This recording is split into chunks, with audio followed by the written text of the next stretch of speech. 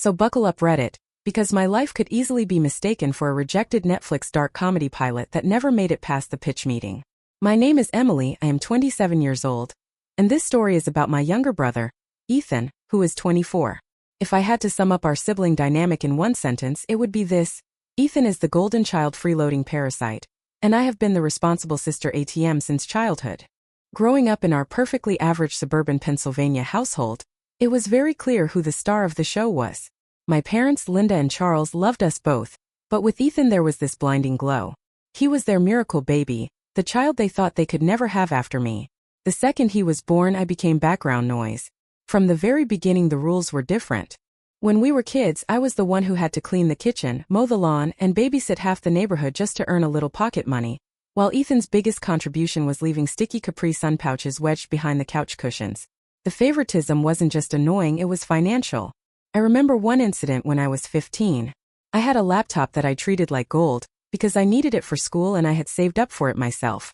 Ethan begged to borrow it for homework, but what he actually did was download a pile of pirated video games until the hard drive fried. I thought my parents would finally make him face consequences. Instead, they told me, "Don't be so hard on him, he's just a kid." And guess who had to save up 6 months of babysitting money to buy herself a used replacement? That would be me. This pattern only got worse with time.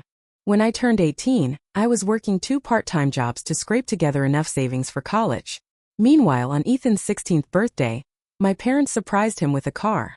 He managed to wreck it within a month, and somehow, I ended up helping cover the insurance deductible, because my parents asked me to pitch in since you're so responsible.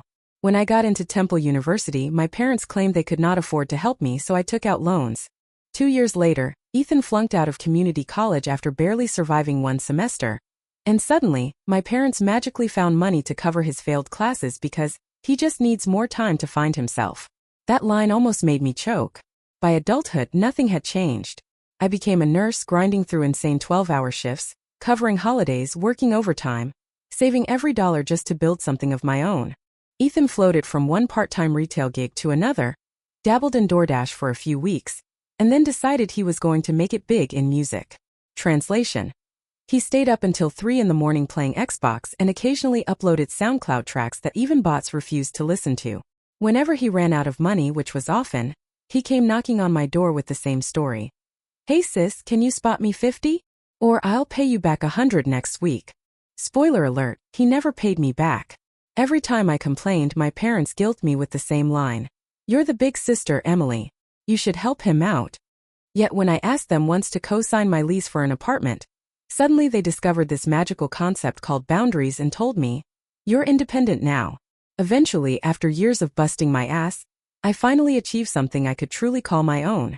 A cozy 2-bedroom apartment in a safe neighborhood. It was not luxurious, but it was mine.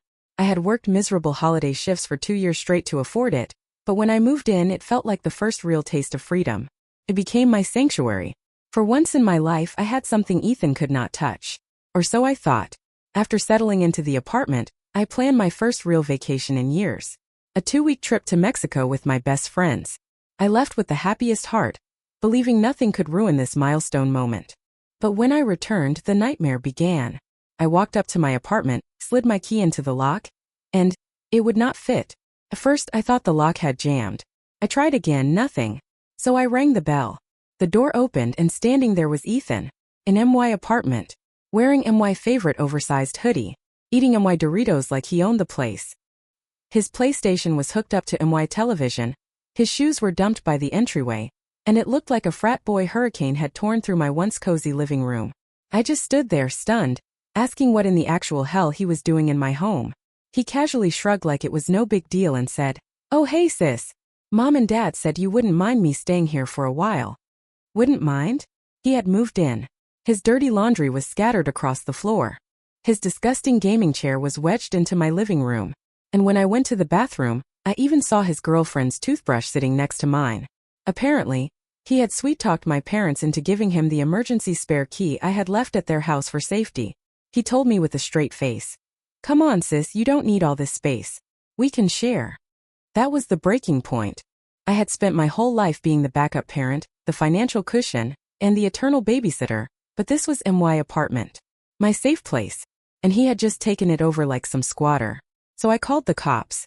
Watching him get escorted out of my apartment in his socks and basketball shorts while whining, "This is unfair," like a toddler denied candy in Target was, I will admit, deeply cathartic.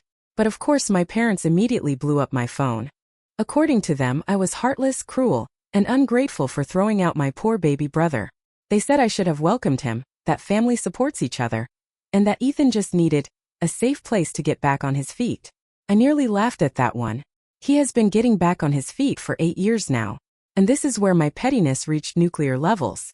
The next morning I called my landlord and asked if there were any other available units. As fate would have it, there was exactly one. I signed the lease the same day, packed my essentials overnight, and moved into the new apartment before Ethan even had time to realize what was happening. Here is where it gets good. I handed Ethan my old keys, pretending I had given up. The very next morning he strutted up to what he thought was his brand new kingdom, only to find a sweet older lady named Mrs. Henderson sitting at the kitchen table eating cereal. She had moved in right after I switched units. Ethan called me in a rage, screaming that he had been humiliated, that I tricked him, that I had ruined his life. I calmly told him, "Oops, guess you should have paid rent if you wanted a place to live." And then I hung up. Now Ethan is couch surfing at his buddy's place, my parents are furious at me, and I am sitting in my brand new apartment, sipping wine, enjoying silence with locks that only I have the keys to. For the first time in my life, I feel completely free of being Ethan's babysitter. So Reddit, yay for changing apartments just to screw over my brother after he tried to steal mine? So after my little apartment swap revenge stunt, I thought I had finally washed my hands of Ethan's freeloading antics. I was wrong. Apparently, chaos follows him like a storm cloud. After he got humiliated by Mrs. Henderson in my old apartment, Ethan had no backup plan. He tried crashing on a friend's couch, but that only lasted a few days. From what I heard through the grapevine, he showed up with 2 duffel bags, a PlayStation, and 0 food. Within 48 hours, he had eaten all of his buddy's groceries, hogged the TV, and left empty beer cans all over the living room. When the friend confronted him, Ethan acted like a victim and whined that everyone was against him. Needless to say, he was out on the curb pretty quickly. With no other options, he slithered back to the mothership, my parents' house. For years they had treated him like their precious miracle boy, so of course he assumed they would welcome him back with open arms. And to be fair, Mom did. She immediately rearranged the guest room, made him his favorite dinner, and told everyone on Facebook that her baby boy was home. Meanwhile, Dad was noticeably less thrilled. I think watching Ethan get escorted out of my apartment by the police had planted a seed of reality in him. But Ethan, being Ethan, wasted his second chance in record time. Less than a week after moving back home, my parents decided to go away for a weekend trip. Big mistake. Ethan saw their absence as the perfect opportunity to throw a full-blown party. Not just a couple of friends over. We are talking 30-plus people, loud music blasting until 3 in the morning, beer bottles scattered across the carpet, and cigarette burns on the porch railing. He even let some random girl crash in their bed, because he claimed it was the most comfortable room in the house. When my parents returned on Sunday evening, the house looked like a war zone. Dad lost it. I am not exaggerating when I say this was the angriest I had ever seen him. The man who had defended Ethan for years finally snapped. After shouting matches that could probably be heard 3 blocks away, Dad told him to pack his things and get out immediately. For once, Ethan did not have a safety net at home anymore. That is when my phone started ringing. First it was Ethan calling and texting nonstop, begging me to let him stay at my new apartment, just until he gets back on his feet. I ignored every message. Then Mom started in. She called me 3 times in one day, her voice dripping with guilt trips. She said things like, "Emily, he is your brother, he has nowhere else to go. You have always been the responsible one." She told me I was being cold-hearted, that I should just give him a chance, that family should stick together. But all I could think about was standing in the doorway of my old apartment, seeing him in my hoodie, eating my Doritos with his PlayStation wired into my TV like it was his. I remembered him smirking at me, saying we could share. I remembered all the years of being forced to clean up after him, pay his debts, and bail him out while my parents excused everything he did. And then I thought about how hard I had worked to get this apartment, the peace I finally had, the wine I could sip in silence without a single dirty sock being thrown on my floor. So when Mom pleaded with me and asked if I could open my home to Ethan for just a little while, I did not hesitate. I told her no. When she pushed harder, I laughed at the absurdity of it. And when she tried one last desperate guilt trip, I simply laughed and hung up. After laughing off my mom's plea to let Ethan crash at my place, I thought I was done dealing with him for a while. I had my peace, my apartment, and my sanity back. But of course Ethan is like a bad penny. He always turns up, especially when money is involved. About a week later, while I was finally enjoying a rare day off, my phone buzzed. It was Ethan. The text said he needed $500 to get back on his feet. That was the exact phrase he used, like he was applying for some kind of charity grant.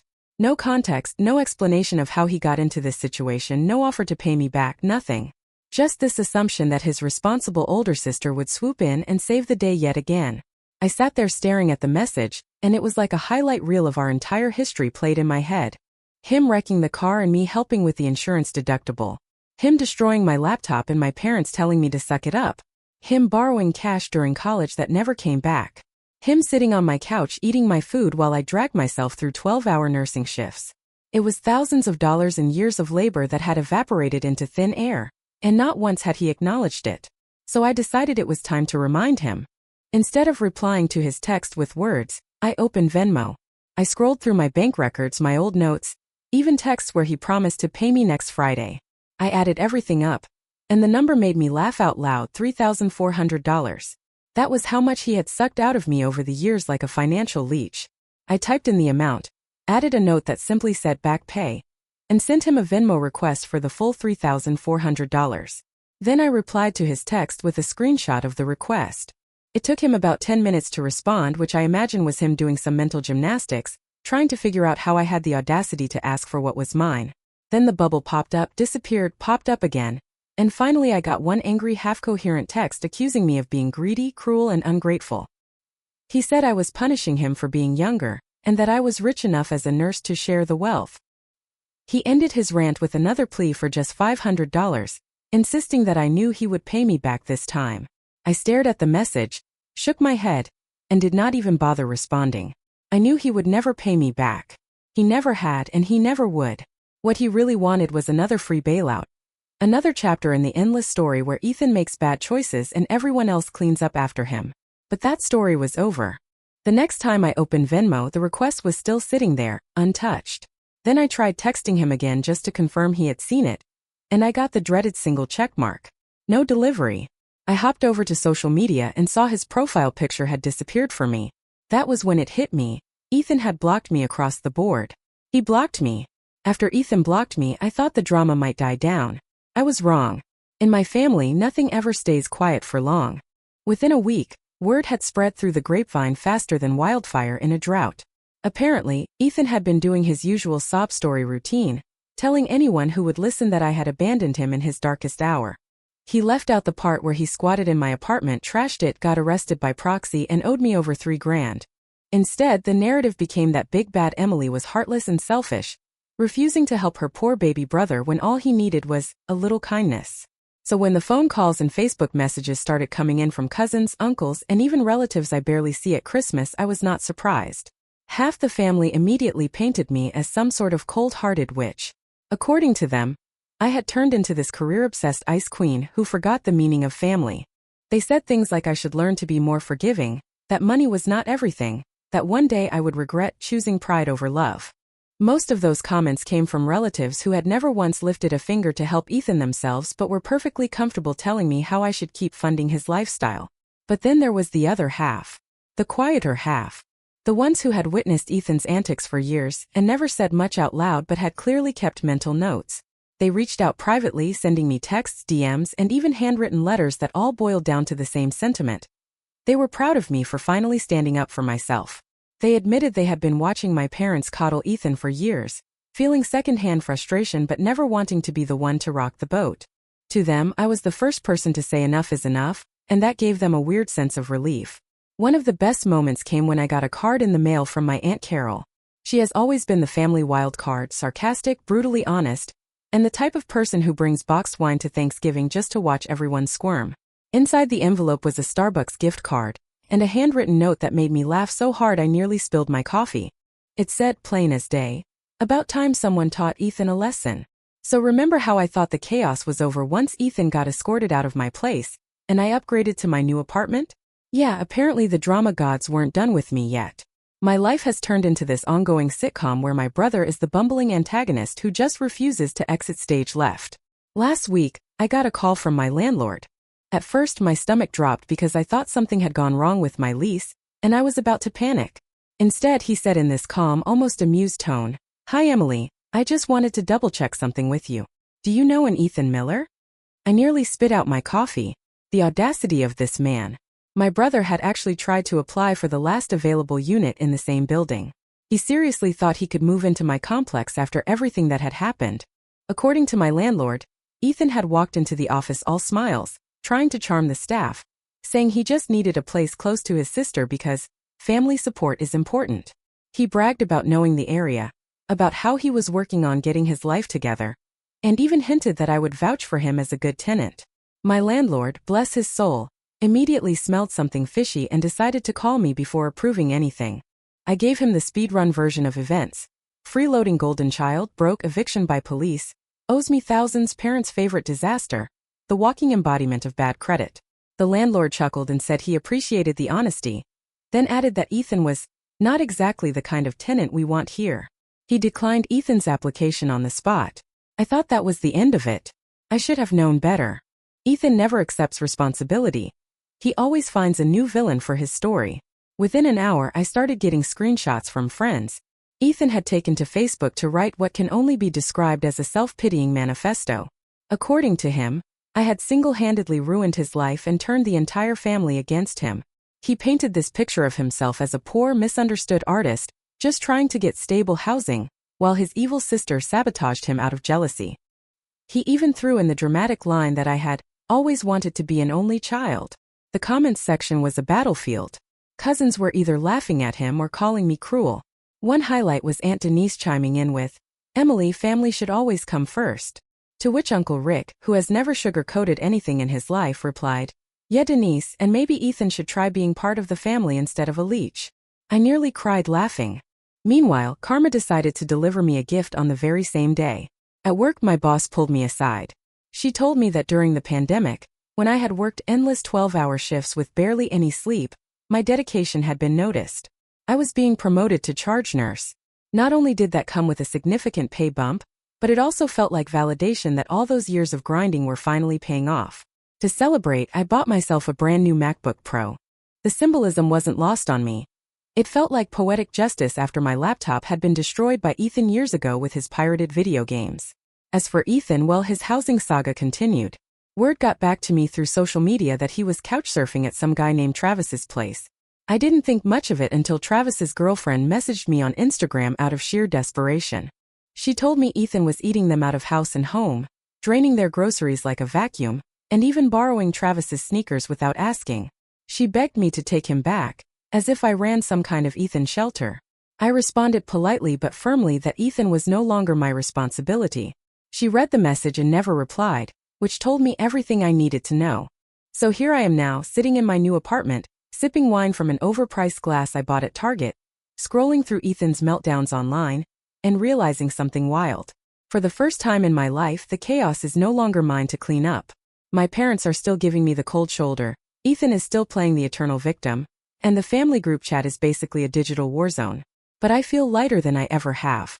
I finally closed the chapter on being the responsible sister ATM, the backup parent, and the unpaid debt collector.